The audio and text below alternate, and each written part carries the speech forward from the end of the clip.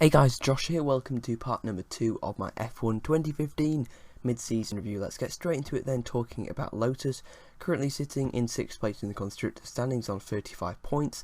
Then we've got Grosjean and Maldonado, of course, their two drivers, currently sitting in 10th and 14th respectively.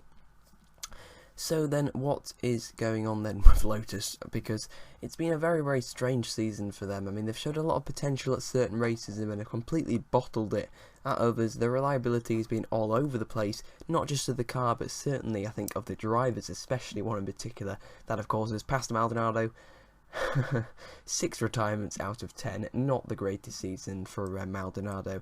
Getting 3 penalties in Hungary, of course, was a clear low point of the season. He has had a couple of high points though, of course, 2 7th places in Canada and Austria, but overall, I do believe Maldonado's time in F1 is limited, even though he has all the budget. I think with a Renault takeover on the horizon, we could be seeing Maldonado complete his last few races, hopefully this season, because really it's just getting tiresome really watching Maldonado fail all the time, even if it's not his fault. For example, being taken out in Australia and in China, of course, wasn't his fault, but then other times like in Hungary, getting 3 penalties in one race, it's just getting tiresome really, and having contact with Perez in Hungary as well, which is just utter just really clumsy stuff really.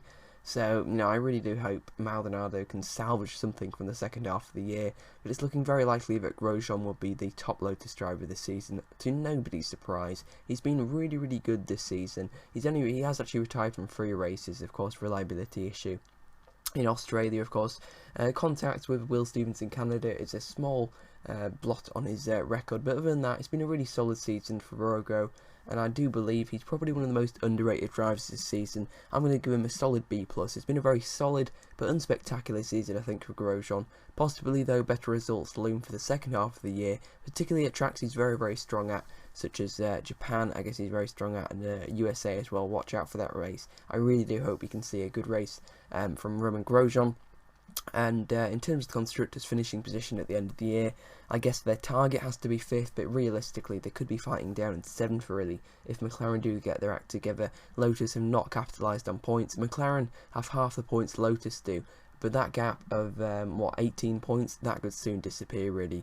Big performance boost needed from Lotus if they want to maintain their 6th place or even challenge Force India for their 5th place. 4 points behind then Force India, not the worst position in the world for Lotus to be in, but considering they have the best engine on the grid, it's not been the best season for them, and considering their budget is somewhat greater than Force India, Lotus really haven't managed their budget the best, and considering they have all these financial issues, I did always find the decision to go to Mercedes engines slightly strange, considering they're the most expensive, but I guess the performance is worth the cost of the engines. Hasn't quite transpired that way though for Lotus this season. Let's hope their fortunes change. In terms of grades then, as I mentioned, Grosjean getting a very solid B+, Maldonado C-, and for the whole team itself, C+, solid but unspectacular. Big improvements needed for the second half if they want to maintain that kind of 5th or 6th in the constructors. I really do hope Renault F1 take them over and become a new works team, because the current system really isn't working, and I really do want to see Roman Grosjean get back fighting for podiums where he belongs. Let's move on then to talk about Toro Rosso, the team currently 7th in the constructors standings.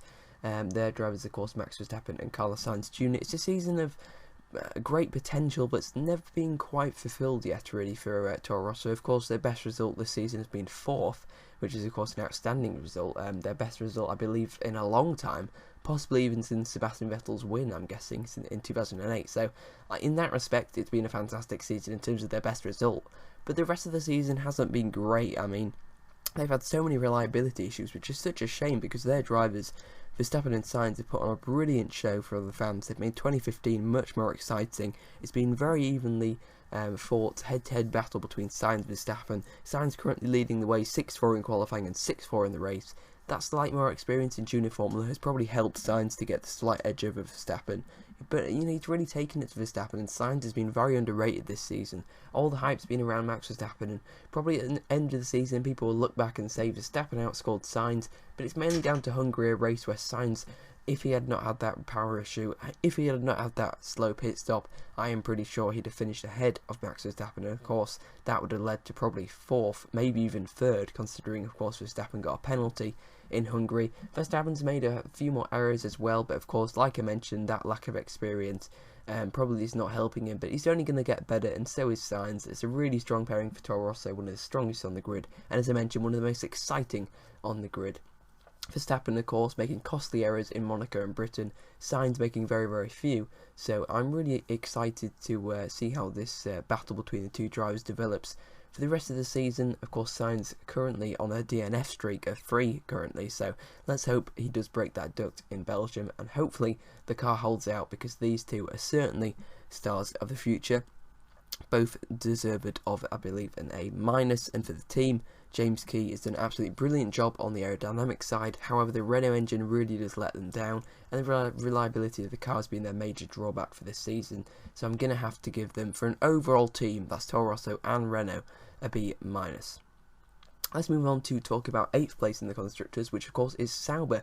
Their drivers Marcus Ericsson and Felipe Nasr. It's been a mixed season for Sauber. I mean, they started the season on such a low with all this legal whatnot going on, with Guido van der Garde saying he has a seat, and all these other drivers saying they have a seat, and all these legal battles going on behind the scenes, off track, before we'd even, started a race. But Sauber managed to get through the Australian Grand Prix, practice and qualifying with both Nasr and Ericsson, and then of course the race went absolutely fantastic. Nasr finishing in 5th place, Marcus Ericsson in 8th place, giving them their first double points finish, I believe, since 2013. So fantastic result from Sauber in that Australian Grand Prix. They really took advantage of other teams' failures, and that's something as some other teams really haven't done that well, but certainly Sauber did it better than anybody at the Australian Grand Prix. Nasr driving brilliantly to 5th place, as he's driven brilliantly in a lot of other races as well. 8th place at China and 9th place at Monaco are his 3 points finishes this season, but he's definitely deserved of a lot more really. He's come close to points in Austria and Hungary, and I really do hope in the second half Sauber finally bring an upgrade to the car, because as Nasr stated recently, that Sauber has not had a single update on the car. But to say they haven't had a single update, and to say they have the second smallest budget on the grid, being 8th place in the Constructors standings, and to have 5th place on their record is really good for the Sauber team, and they've done a brilliant job this season. I've always been a big fan of Manish Kaltenborn, and the way the Sauber team has run, I think, is really, really good this year. They've certainly improved after a dismal 2014 season. The car was a complete dog really last season. It was basically undrivable. This season has a lot better drivability, and that Ferrari engine of course has helped them as well. I really hope they're going to be better at the likes of Belgium and Monza, where aerodynamics aren't that important, because they certainly do have a good power unit. And I'm hoping we're going to see Sauber return to the points in the second half. In terms of the battle between Felipe Nasr and Marcus Ericsson, on paper Nasr has outraced Ericsson 7-2 and outqualified Ericsson 6-4, but it hasn't been a complete whitewash really. I mean, Ericsson's stayed with Nasr for much of the season. He hasn't really let him out of his sight too much. Ericsson has put in some good performances really, and I think hasn't done as bad as a lot of people thought really. I mean, he hasn't beaten Nasr overall, but he has beaten on a couple of occasions, of course, one of them being Hungary, where he scored a point. So second half, I really do hope we see the really good side of Marcus Ericsson, because there is actually one. He's actually at times a really, really good racing driver, and let's hope we see that in the second half. Of course, if you guys remember at Malaysia, when he went flying around the outside of Max Verstappen, he pushed Max Verstappen off, and he went flying around the outside of Nico Hülkenberg, and then I believe he did a spin off at turn 1 then. It was a very, very strange accident. Ericsson probably just got a bit too excited, higher than he'd ever been in any F1 race, and then of course binned it at turn 1. So that was probably a low point for Marcus Ericsson in terms of the result, but he did get himself up there. He had a great qualifying there. Meanwhile, Felipe Nasr, ran into the back of Kimi Räikkönen. Malaysia was not a good weekend for him, but other than that, he's been really, really good in pretty much all the races. Canada, another low point. He had massive power problems and brake problems with the Sauber. Hasn't been the most reliable car, but it's worked when the teams need it most. I mean, only one retirement, of course, looks good on paper, and only one DNS. But some power issues have held them back in certain races. But apart from that, it's been a solid season for Sauber, considering their budget. Considering they've got a rookie and a guy who's only had 1 year's experience in F1, they've done a really good job. So a solid C+, I think, for Sauber, given their budget. Marcus Ericsson as well, I think, deserves a C+. Felipe Nasr, though, has been absolutely brilliant, in my opinion. He's been right up there with Sainz and Verstappen, so he's a solid B+. You could even argue he deserves the same ranking as Sainz and Verstappen, but just based on a couple of races, a couple of errors, I'm going to keep him at a B+ for now. But if he does have a really good, solid second half of the year, I really hope we can move him up on par with Sainz and Verstappen, because he's been a brilliant rookie, and certainly the rookies have, I think, stolen the show really this season. Verstappen, Sainz and Nasr have been absolutely brilliant, and of course there are 2 other rookies as well, but we'll get onto them a bit later. Let's talk then about the team in 9th place, and before the season you'd have probably said, hey, that's probably Sauber or Toro Rosso, but no, it's McLaren-Honda. Yes, that's right, the team with probably the biggest budget in Formula 1, or certainly one of the biggest histories as well in Formula 1, with the team with the arguably the best driver in F1, some of the best technical and one of the best and most historic engine manufacturers are currently 9th in the Constructors. Yes, that's right, of course, it's McLaren-Honda. Has not been the best season for them at all. In fact, it's been absolutely awful. Retirement galore for Fernando Alonso and Jenson Button. A couple of DNSs as well, of course. Kevin Magnussen not even being able to start the Australian Grand Prix. You could tell from that first race it was going to be a tough season for them. And as the season went on with more retirements, 4 straight retirements for Alonso between the Spanish and Austrian Grand Prix, you could kind of tell things were not going to go McLaren's way. However, of course, in Hungary they did get a 5th place and a 9th place for Alonso and Button respectively. Could have even been a podium had the lapped cars been able to catch up to the back of the pack under the safety car. We could have even seen Alonso taking over podium. What a story that would have been. But for the second half of the year, with McLaren getting a huge upgrade in Spain and Spa, and then further upgrades towards the end of the year, I really do hope we can see the McLaren-Honda not reach its full potential, because it's not going to get up to race winning or podium scoring on true pace, but you never know, they could sneak a surprise result just like they did in Hungary. And I think with that massive points boost in Hungary, 5th place is well within their reach. They're only 22 points behind Force India and in 5th place, and you could easily close that up in 2 or 3 races. So if McLaren get their act together, 5th place is there for the taking. And although it's not what they wanted coming into the season, I think for McLaren it'd be a really good save. Alonso and Button have handled it really well, especially Button has handled the situation very well, and is really taking it to Fernando Alonso this season, when many of us probably thought Alonso would wipe the floor with him. The qualifying battle currently 4-3 to Alonso, but the race battle is 5-3 to Button, so he's done a really good job. He's he's held his own. Of course, we can't forget Button's a world champion. And of course, Alonso a double world champion. They have one of the best driver lineups on the grid. I really do want to see them at least at the front of the midfield, if not the front of the field, battling with the likes of Mercedes and Ferrari. That's where McLaren belong. That's where at least those 2 drivers belong as well. So if this is Button's last season, I really do hope the car gets better, just so he can have a really good send-off in the last couple of races, and hopefully we could even see McLaren challenging with podiums towards the end of the year, or we could see further retirements, and maybe Hungary was just a bit of a fluke. So in terms of the grades then, I'd have to give McLaren, given their budget, given their technical staff and the power and the money put into the Honda engine development plan, I'm going to have to give McLaren an E. It's not been the best season. I know to give one of the biggest teams in F1 an E is quite surprising, but they have not done a good job at all, given their resources and the money. To finish only ahead of Manor would be a disaster, but I do believe they'll be able to overtake at least Sauber, and probably Toro Rosso, Lotus, possibly. I think Force India probably a bit average, but certainly I think they'll be targeting 6th or 7th in the Constructors this season. That's probably the most realistic objective, but if they do continue to improve with 2 of the best drivers, there's no reason why they couldn't possibly even sneak past Force India. Should be a great fight between McLaren and Force India, as it has been for the past couple of seasons. But yeah, McLaren-Honda then, E for them. Alonso and Button, it's hard to rank them really, but with Button outracing Alonso more, I guess you have to give, Alonso got that good 5th place, so I think just for that drive alone, and that's what matters, because that's what scored points, I'm going to give Alonso a solid B. And also, I'm going to have to give Button a solid B as well. I think it's unfair to rank one higher than the other when Button's really taken it to Alonso so far this season. But you guys can have different opinions. Alonso's probably been better than Button, but it's been hard to tell considering, you know, Alonso's only finished 4 races. Button, you know, not really finishing the same races as Alonso either. So we've already had races where they've both been kind of racing each other or going head to head.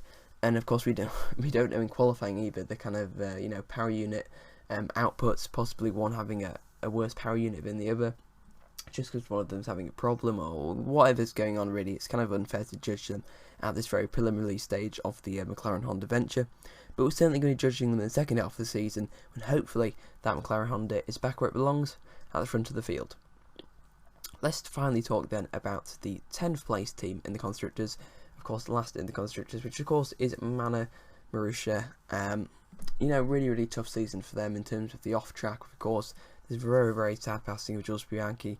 It's really obviously you know, affected them greatly. I mean, they lost you know, Maria a few years ago in a very freak testing accident, and then of course now they've lost Jules this year. It's been a really tough season for Manor, but despite that, they've really done him proud in my opinion, because although on the surface of it they scored no points and they haven't come close to Sauber or McLaren or anybody else, it doesn't really matter, because what Manor have done is absolutely a fantastic job. If you remember after the Russian Grand Prix, where they're only running one car, out of respect for Jules, they then folded. They were basically bankrupted. I still remember it now, watching on Sky Sports News, basically all the Manor team coming out of the factory for the final time. It looked like that was the end of Manor Marussia. They basically sold the factory to Haas. That seemed to be the end. There was an auction set up. The auction was then cancelled, and then somehow Manor was reborn. One of the most amazing stories from over the winter, how they quickly reformed into this new racing team that just loves racing. You know, Manor are a great racing team. They have great people like John Booth,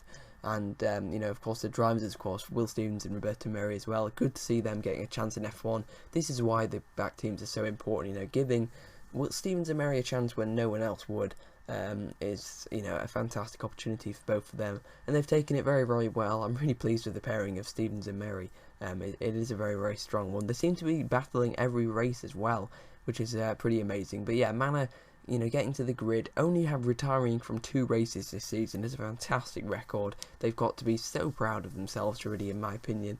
Although on the surface they've scored no points, really they've, you know, got a lot of points, really. They've got a lot of respect points, and they've got a lot of you know, just the will to go and race and just to keep fighting is really remarkable, really. And I'm so looking forward to the 2016 season, when let's hopefully you know, let's not forget they're running the 2014 car and engine, just a basically modified version of that this season. So once they get their proper 2016 car and the 2016 Ferrari engine, hopefully, I really wouldn't see any reason why to switch engine manufacturers. They should just stick with Ferrari. They've got a very decent engine, and hopefully will next season as well.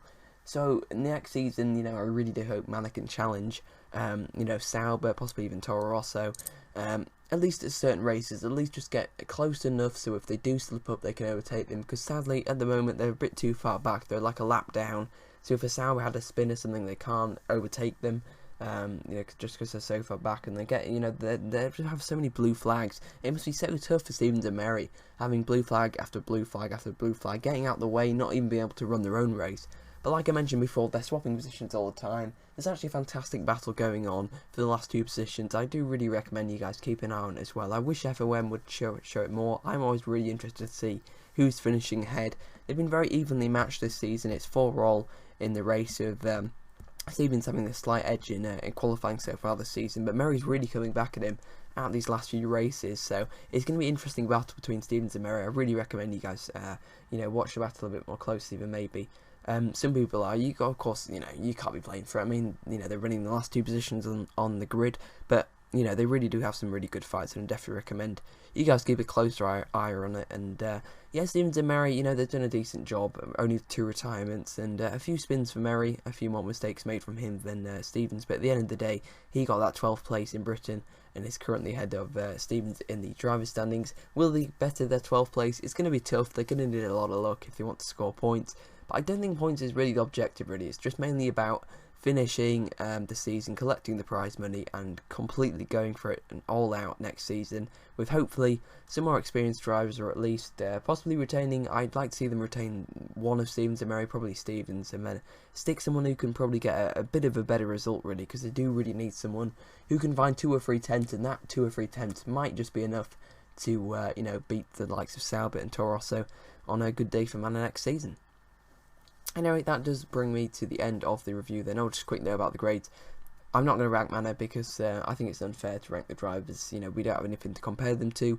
Manor get an A-star just for, you know, getting to the grid. And in terms of the performance, you know, you can't compare them. So I'm not going to rank Manor or Stevens or Murray, but they have done a really, really solid job this season.